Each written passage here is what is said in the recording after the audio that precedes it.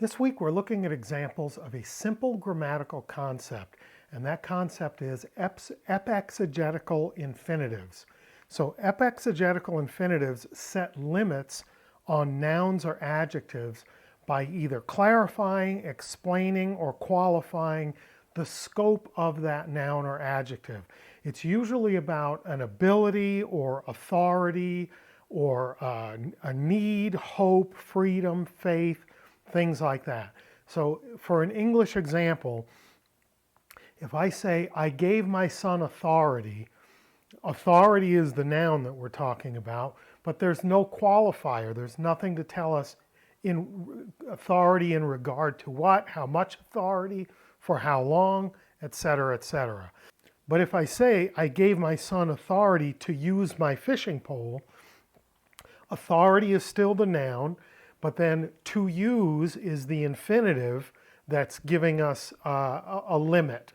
He can't sell it. He can't burn it in the fireplace. He can't throw it off a bridge. He has the ability to use it, to use my fishing pole for its intended purpose. So let's look at a few New Testament examples. First up, 1 Corinthians chapter 9, verse 10. First we'll read it in the ESV, and then we'll look at the Greek phrase that matters. Does he not certainly speak for our sake? It was written for our sake, because the plowman should plow in hope, and the thresher thresh in hope of sharing in the crop.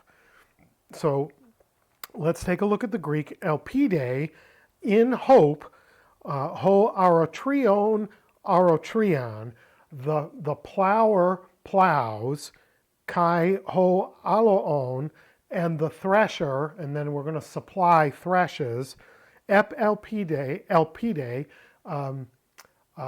in the hope, to metakain, of sharing. So meta, together with, and echo, I have, having together, sharing. So sharing what? Sharing the harvest.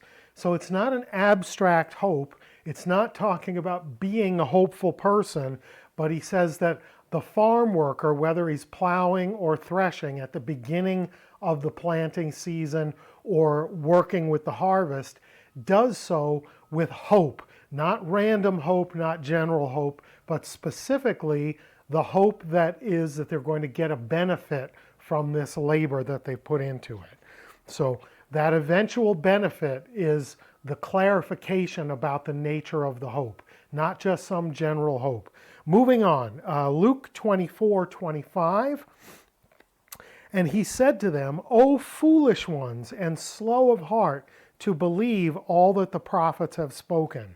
So here we go. Brades te cardia tu pistuein. So brades from bradus is slow. And notice, te cardia is in the dative case. So it's literally slow in the heart. But we translate it slow of heart because we get the reference, right?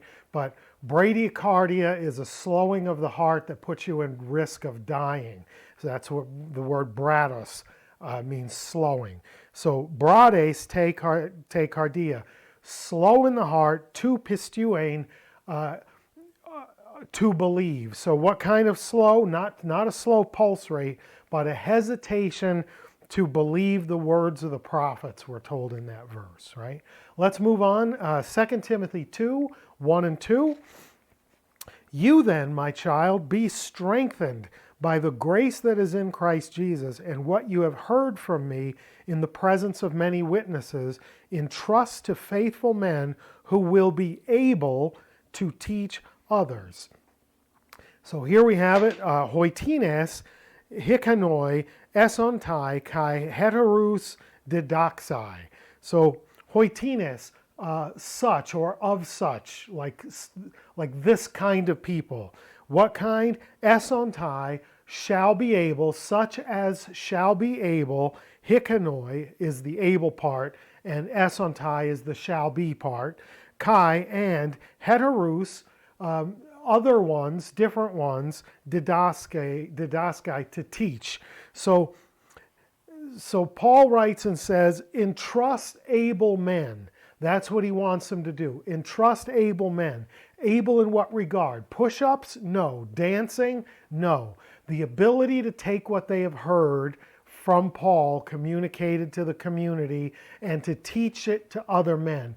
The ability to teach. So ability is our noun, to teach is our infinitive, and that gives us the epexegetical infinitive that clarifies and puts a limit on what kind of ability. Not just random ability, not competence as a builder of 3D models, but as someone who can clearly teach others the message that Paul brought to the community. And finally, Acts chapter 14, 9 and 10. He listened to Paul speaking, and Paul, looking intently at him and seeing that he had faith to be made well, said in a loud voice, "Stand upright on your feet." And he sprang up and began walking. So here Paul sees a man in the crowd that he knows to be a paralytic, and he sees something about that man, and when he calls to him, the man springs up and starts to walk. So let's look at the phrase in question. Idon, a participle for seeing, hoti, that, eke, he has, piston, faith. Seeing that he has faith, or that he had faith, because this is like a narrative present, he has, but we know he's talking about he had faith. To sothenai, to be healed or saved. And in this context, because we know that this is a paralytic who's getting up and walking, we would certainly lean towards healed rather than saved.